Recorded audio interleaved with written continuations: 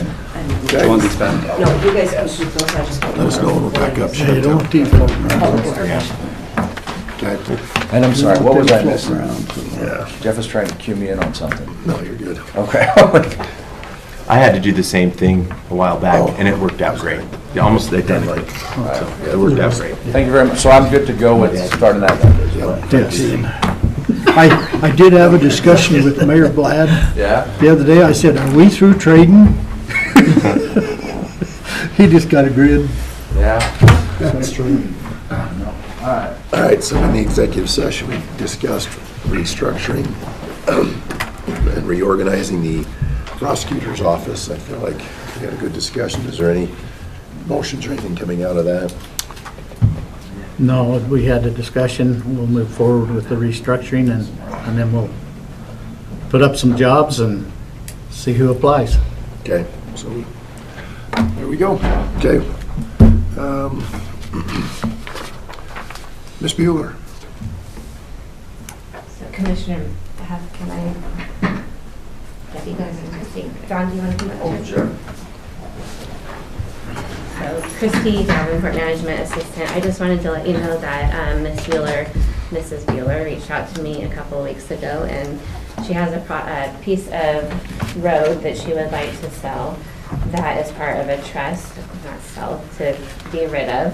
And I just wanted to let you know that I've spoken with both Planning and Development and Road and Bridge, and Kyle really deferred to Planning, and Hal said it's perfect for us to go ahead and accept. But I want to just set that as, so go ahead, introduce yourself. So, yes, I'm Debbie Bueller. My father was Dave Hall. You've probably heard of him. He lived in Ingham. And we're trying to settle his estate. And so I've pretty well gotten most of the land sold or deeded somewhere else. And I just still own a little strip of road in the middle of Inman, up Inman. And you guys own the road on both sides of it. And I'm just trying to clear things up. So I just was hoping that you guys would not be adverse to taking the rest of this road and putting it in Bannock County's name.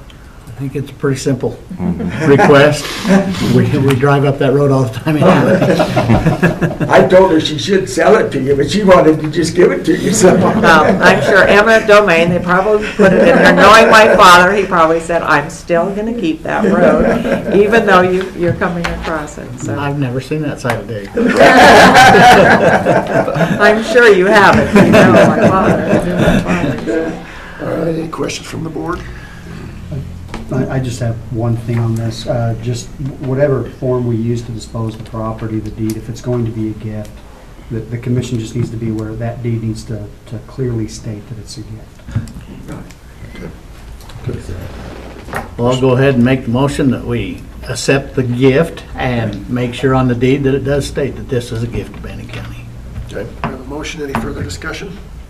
All in favor, say aye. Aye. That was Okay. easy. God, thank you very much. Thank you. We will start the process. Everybody that knows Dave, huh? Yeah. Nancy? Christie Clauser for Nancy Allen. This is just an award acceptance for the FY24 SCAP grant, which is State Criminal Alien and Assistance Program. It's called a grant, but this is basically just the abilities for us to recover costs for any aliens that are put in Bannock County Jail. We can get a reimbursement for those dollar amounts. So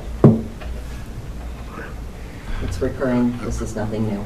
I was just thinking, was that terrestrial aliens? Trying to think of a correct way to say that.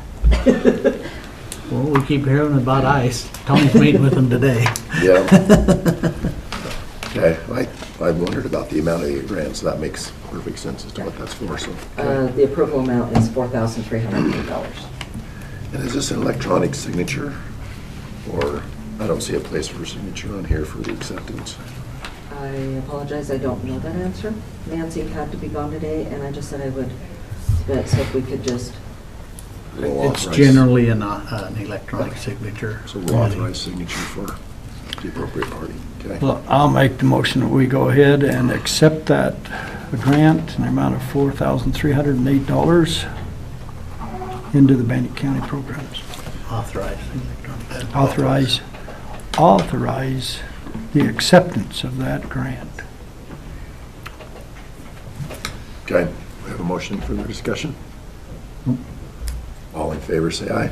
Aye. Okay. Shanda snuck in just in time. You want to go? Okay.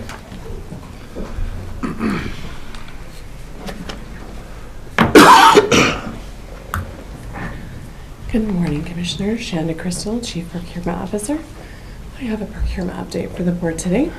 If we start at the top of the dashboard with noxious weed, as in previous years, we had looked and decided what might be best for Bannock County as far as the chemical purchase for noxious weed. In reviewing that, we did find that the state contract had been awarded to Wilbur Ellis, who's been a contractor with Bannock County for years, and it's been a great relationship there. In discussions with that department, they would like to continue that, so we are looking at piggybacking off of that state contract again. The final documents have been sent to their department for approval before it heads up to legal to make it finalized and move forward with the contract, but that is the direction we're heading with that. The next one I'd like to touch base on is the Public Works Bulk County Fuel. We did issue an addendum last week, and those bids are due today at 10. They are due at 10:30 today, and they'll be opened at 11 here with the board. In regards to the detention center diesel generator, we've also issued another addendum on that one last week, and that bid it won't be due for another week, but that one's moving along as well. Having less actual solicitations out has given me additional time to work on some projects that had been put on the back burner while we had more bids going out. A few of those that are getting revived are the rental agreements. We had a discussion last year about potentially making a process where it would allow departments a different venue to sign potential rental agreements. We've discussed a process with the departments, and then they have till today to submit additional comments back to me. Once we have that finalized, it will go to auditing and then to legal for comments before it comes before the board for final review and discussion. But we think we have a path that is very similar to what it is we do now. We're just going to do a lot of the pre-work, the legal review, things like that ahead of time, to then have a pool of companies that departments can go to that have already been vetted out. But that's the path that we're headed down, is something very similar to what we do now, just in a different order. But as those comments come back to me, then it'll go to auditing and legal for review, and then come back before the board for a final discussion on that one. Another project we're kicking back up is the car washes. Right now, departments that have vehicles need to go to auditing to get a credit card or get reimbursed for car washes as they're out and about. And so we've talked to a few of them here in town, and they have the ability to make accounts for us and keep track of cars. I'm still in the process of getting information back in as to how that might work before I take it to Christy to make sure that it's going to fit what Bannock County needs. But we are looking at 3 different companies that might fit that bill. I've reached out to departments to gauge their interest. Those that are interested, and once we have a process, will then be allowed to go to those. Wait a couple months and you'll have 2 or 3 more. They keep popping up. Right? They do seem to be growing like flowers at Bannock County, so more convenient for the county for sure. The third item that I am working on is updating my website with the PIO, with Emma and her team. And it was a phenomenal experience for me to have a brief conversation with Emma and Maritza, her ISU intern, last week. And I had a bunch of ideas in my head, and I just kind of, was spitballing a bunch of stuff. And Maritza, within 48 hours, had solid templates back to me. What about this? How would this work? Is this what you were thinking of? And I was so impressed with Maritza's work and Emma's direction that it's just going to be fantastic that she took what was inside of my head and within 48 hours had something that I could look at and play with and be like, oh yeah, that'll work, or oh, I was kind of thinking this. So it was just a fantastic experience, and I'm grateful for their teaming up with me on this. But that's another item that we're going to look at to increase our awareness to the public, to the vendors, on how it is, what the process is, how to get involved with the process, when you have questions about the process, right, how to go work through that. So hoping to educate the public a little more in regards to easy access to the website. But those are the three that are on top so far. And then again, I touched base with Road and Bridge. They do have about 7 of them that are their spring and summer ones. And we're just kind of still talking about those, but those should roll through in the next month or so. We should start a bunch of their road oils and things like that that they need for their upcoming services. Cool. Update on metal detector. Sorry, on what? The metal detector. Metal detector. So my last conversation that I had with M2 Automations was that they anticipate having a team on site on April 15th here. That was a little further out than we were hoping, but that is their calendar currently. In discussions, we do feel that it would be best practice to something similar like we did with 6th Street. So we've got a calendar invite on the 2nd out to all of those elected officials and department heads to have a conversation, right? What that might look like. We should know more here in the next couple weeks about how long those closures might be and what we might look at as far as security puts together a plan as to roll the different doors closed and what that might look like, and then bring that team together on the 2nd and have a conversation about how that will impact different services that the county has, giving Emma enough time to then create public awareness and any other signage that we might need. Anything else? Well, no, not for this. I mean, I was wondering about talking with security and if we could make that an employee-only entrance without just something to talk. We'll talk later about. Without a metal detector? Without the detector, something of that nature. I don't know. 3 months without it is a long time, but I definitely don't want to stick the old one in there and a month, 2 months later, stick the new one back in there and have to do the repairs and the adjustments and stuff. So that's something we can put on the agenda for later. Okay. Okay. Thank you. Thank you. Matthew. Right, Matthew Phillips, HR and Risk Management Director. Have a few things for your review. First, and I think we can just talk about this first one generally, our policy requires that whenever an employee is anticipated to accrue more than 50 hours of accrued compensatory time, that we bring it before you for approval. I'm actually doing this on behalf of Matt Olson and Dan Montgomery because they are up in Boise today for post-graduation for this employee that we're discussing. They only sent one to juvenile program post, and the requirements of that post-training has increased quite a bit. So I think they start just with 40 hours of classroom time before they even get into the more hands-on type of training. So that's why over the course of about 3.5 weeks, he's accrued this much compensatory time. And I think it's going to end up no more than probably around 60 hours, but it's a training that's required of their employees. Again, he's the only one this year that's going to be doing it, this employee. So just bring it before you for your approval. If you want to talk specifics, I guess we would have to go into executive session. No, he's gone to post, which is a certification that we need. I have no problem with that. I'm good. Me too. Okay, so. Okay, very good. I don't know if you have to vote on that, or the handbook's not real specific, other than that we just get your approval. This employee for the extra comp time. Any further discussion? Do you want to put a specific cap on how much, or just leave it open-ended?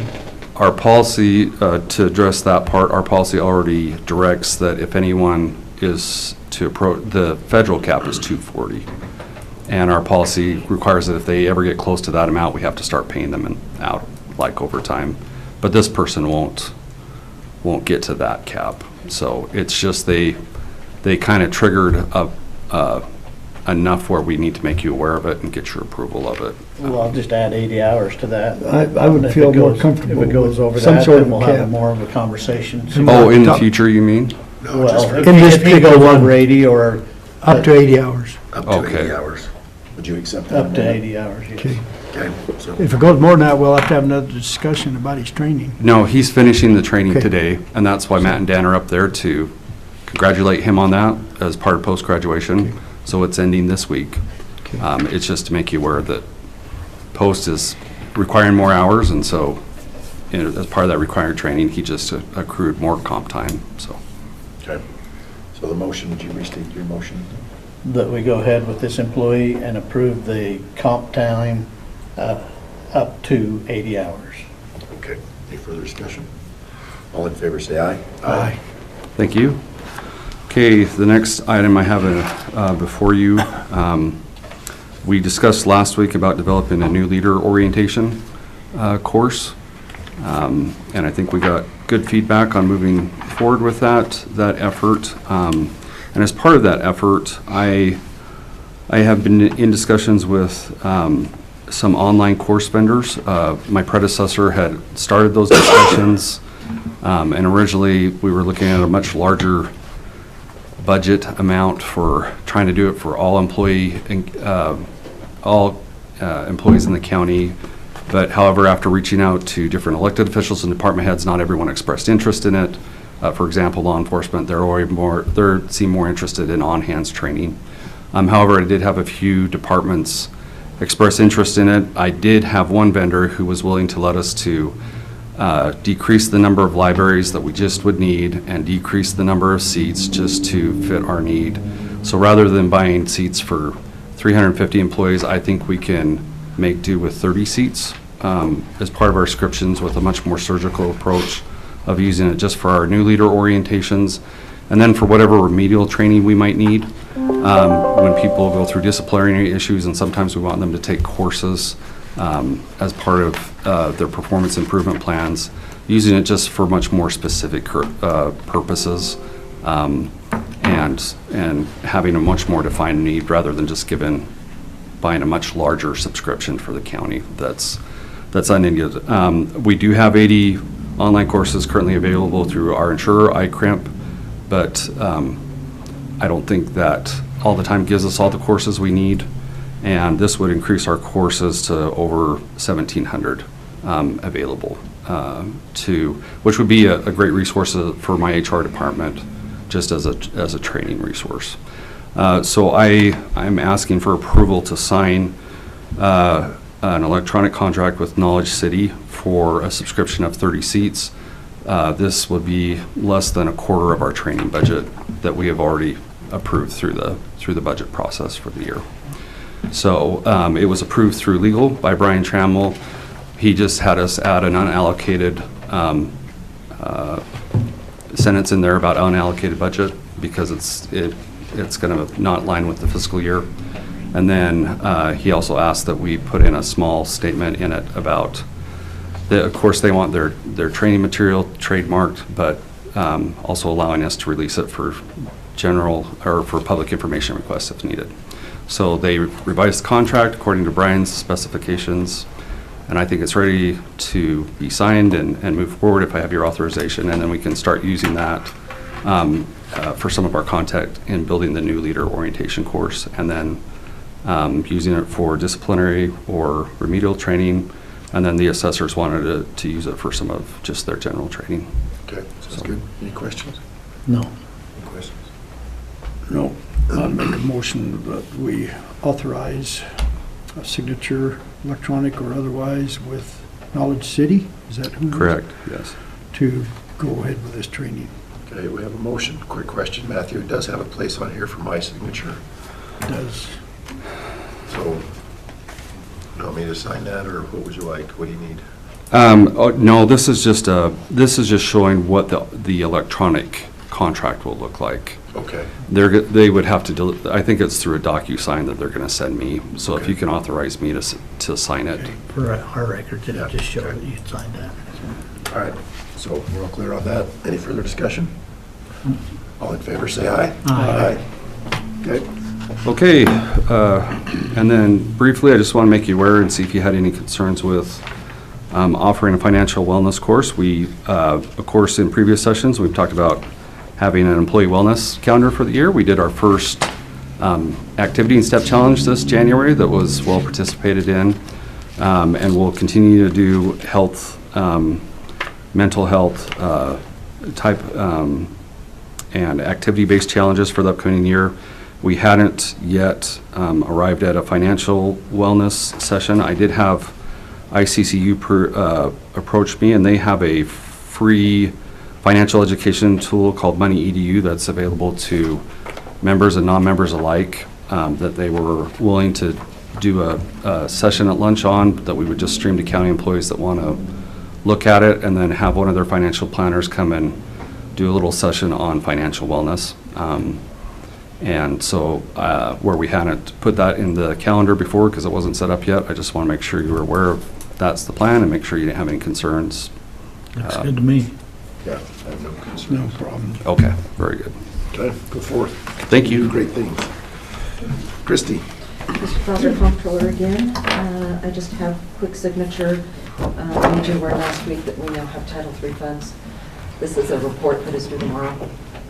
Basically, we've not spent any of these dollars, so it's just reporting that we have received $22,990.32. No funds have been expended. How we have obligated the monies but not spent them, and then I just need a signature so that I can go downstairs and submit it. And these are the funds we talked about last week to go to the That we're going to search use and for rescue. Search and rescue, yep. Yeah. Nancy has within the packet today the public hearing notice Yeah. that you guys are going to sign, and then we'll start the clock and get those monies spent after that. Okay. Any questions? Nope. Make a motion that we go ahead and sign this Title III form and move forward. We have a motion, any further discussion? Go on it. Actually get It's that. just, yeah. All right, all in favor, say aye. Aye. Last, we have, excuse me, public hearing notices. Two of them, one for the zoning ordinance map amendment rezone, and one for the future land use map. I don't see am I missing one? I thought she had submitted it. That's the two Maybe that she I- didn't make the packet. Okay, oh, I'll find it and see. I don't remember it, but I'll see if it's in my email. You should, I saw it. Because, yeah. I saw it, she probably didn't make it in time for today, okay, so it'll probably be on Tuesday, hopefully. okay. Well, then we have just the two public hearing notices. I'll make a motion that we approve both of those. Any discussion? All in favor, say aye. Aye. Aye.